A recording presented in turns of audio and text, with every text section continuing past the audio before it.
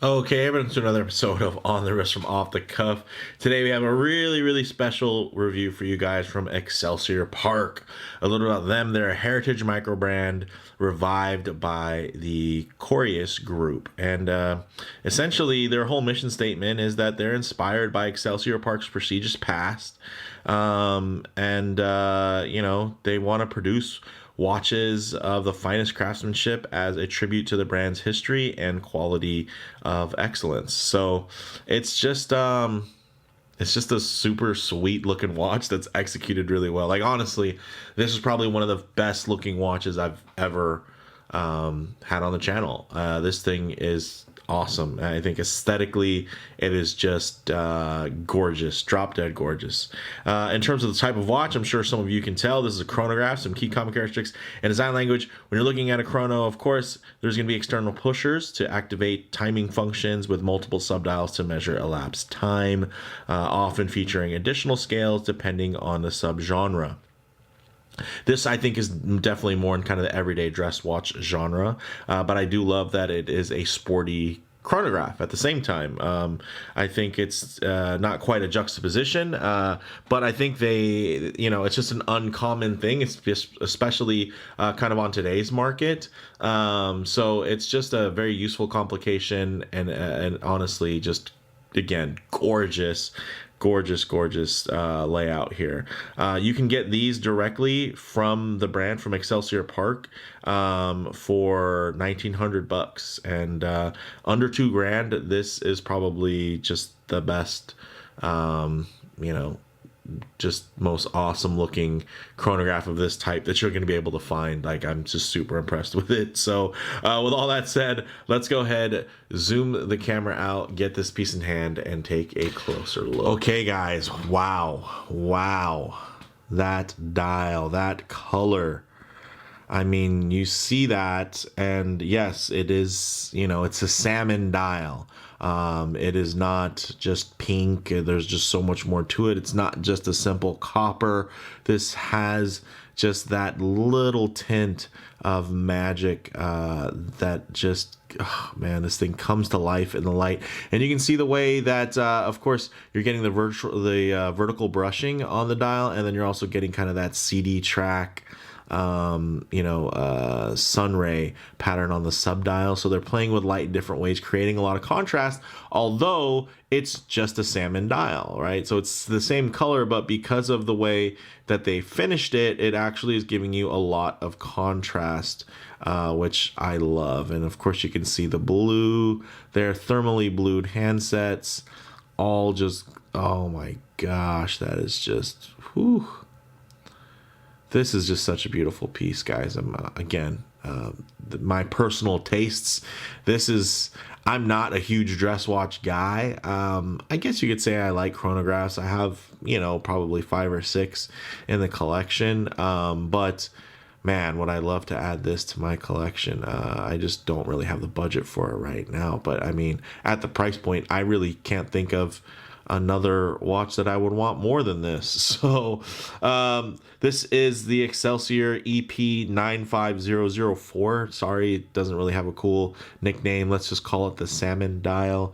38.7 millimeters in diameter, 13.1 millimeters thick, and that is with this case back. It actually has a flat case back option that comes in the box, and that's what it came on, and then actually just immediately swapped it out because I think this movement is just cool looking. I love the plate work there, just the extra bit of finishing. And I also want to be able to show you guys the movement, especially considering that it's manual wound, and it does have a nice amount of decorations and heat treated blued screwed accents there. So that was the thickness. Lug to lug on this is only 47.3 millimeters, so very manageable. I know some of you are thinking, oh man, that looks really thick. It's more so the bubble back, and if you leave the solid case back on there, it's more of a flat profile, and it will visually appear thinner. But honestly, like, with how beautiful that is, you know, I would just always default to this, although they do give you both options. So if you purchase this, you'll basically be able to have both, and you can just swap in between the two, which I think is very, very cool and not something that I've ever seen done. Getting onto this crystal, guys. Whew. Gorgeous double dome sapphire AR coating. You can see at very, very harsh angles you can get a little bit of play towards the outer portion, because it's almost has like a box domed style there, where it's going to be more domed on the edge and then kind of relatively flat on the top. But man, whew, look at, oh man, that thing is just, let me just go slowly. You guys can see the 3D nature of the paint that's applied on there.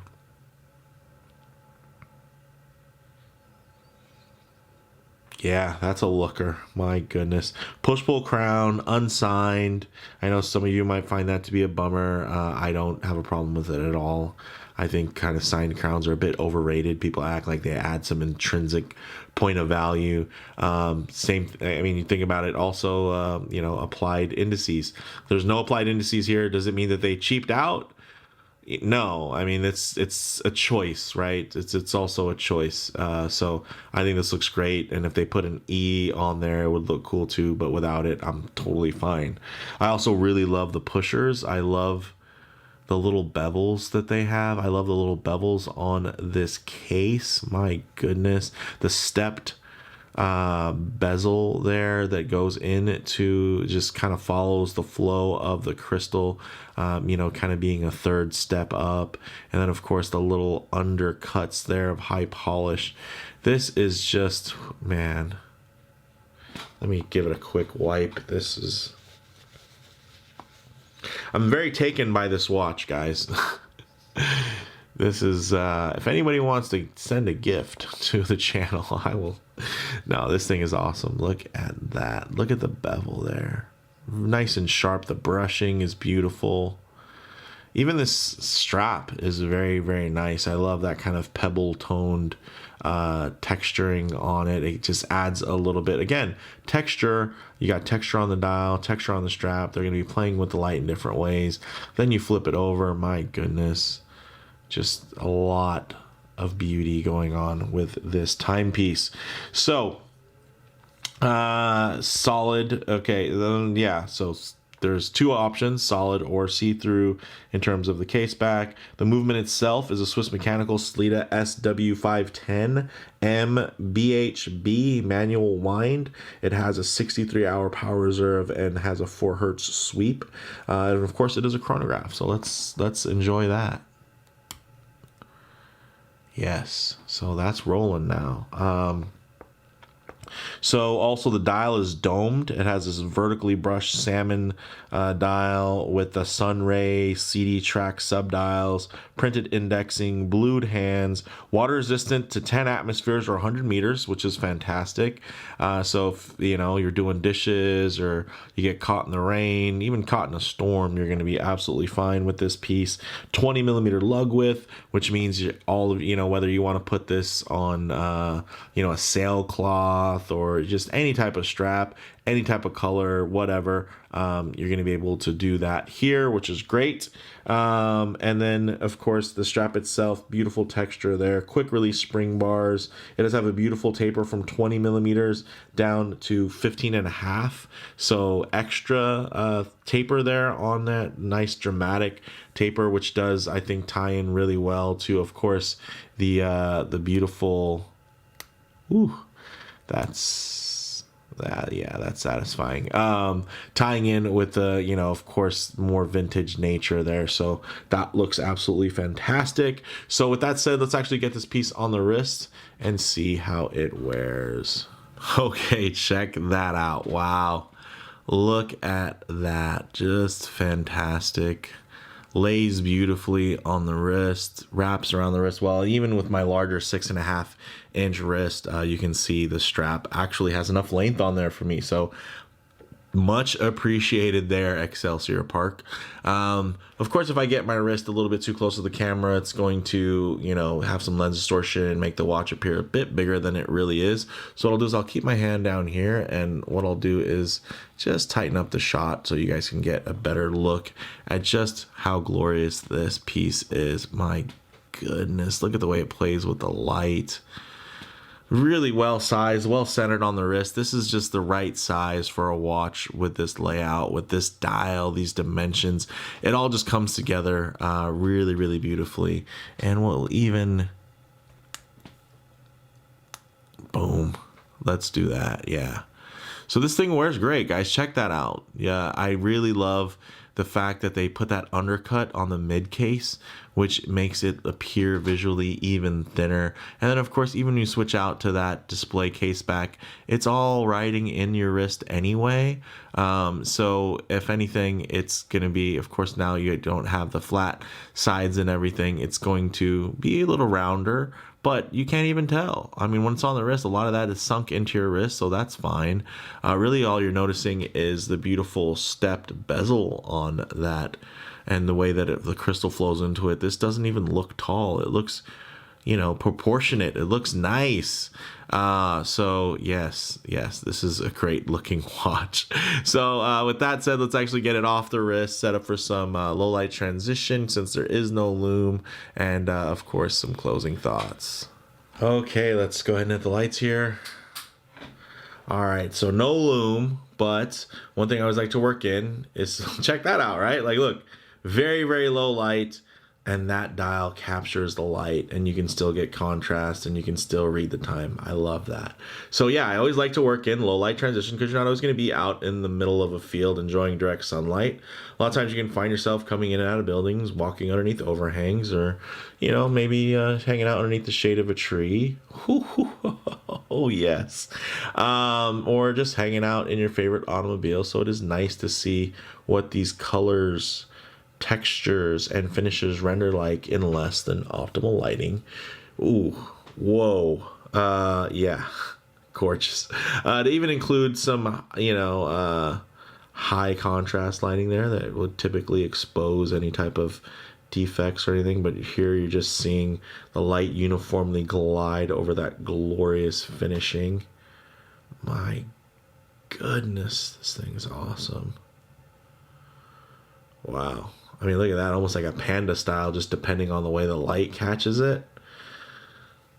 I love that. Look at how delicate that just comes across the vertical. Almost looks like a white dial watch right now, right? Like that straight up looks like a panda dial. So you're getting so much play. It's something just beautifully simple. Look at that. Barely any light on it. It's capturing the light. You're able to read the dial. I dig that very, very much. And then, of course, fully lit here. This thing is just glorious. So for me, guys, closing thoughts on the wrist. It wears just about perfectly. Incredibly simple, yet very, very eye-catching. And, of course, that's just me. Some of you might be looking at this and being like, that's not my cup of tea. I'm fine with that. I think you should wear watches for yourself anyway. So if you like the way it looks, then bam, like I love the way this thing looks. So yeah, I would wear the crap out of this thing. So in terms of model variants, there's your choice of a black strap that you've seen here, a light brown or a yellow leather strap option, and then there's also various different dials. So check the site links for availability. So there'll be some that are similar to this, maybe very similar layout, just different colorways, different pushers, stuff like that. So definitely check the links for that. But for me, this was like my pick of the litter. This thing's gorgeous. Comparable models in terms of design, execution, and value. I think Excelsior Park are really making a strong case for themselves as front runners in that under $2,000 price range. I mean, what are you going to compare to this? A Hamilton, or a Tissot chronograph that's going to be a lot thicker, a lot more commercial, and just, those watches, I feel like you spend so much time wishing you could change little things about them, tweak the date or move or different dial combination, like, why are the lugs these weird sizes? So a lot of times those mainstream ones, you find yourself just wishing that they were tweaked a little bit. PRX chronograph, right? Stuff like that. Hey, I wish it was smaller. It wasn't this thick. So the cool thing about this is I see this watch and I don't wish anything. I just wish it was mine. I don't wish to change anything about it. This thing's awesome. And yeah, at under $2,000, that's, I mean, I'm sure prices will go up over the years, and depending on when you're watching this, you might be like, "Oh man, I wish they were still $2,000." But I will say it's just an insane value at $1,900 right now. Like, very, very cool. So bottom line for me, they absolutely nailed it with this salmon dial beauty, and it absolutely deserves a look before. I think you pull the trigger on something like a more mainstream option from the Swatch Group. I think this is ultra competitive and ultra compelling, and ultimately this is just a big winner for me. So with that said, let me know what you guys think in the comments below. If you like the video, please leave a like, and if you haven't already, please subscribe for more content just like this. Thanks, guys.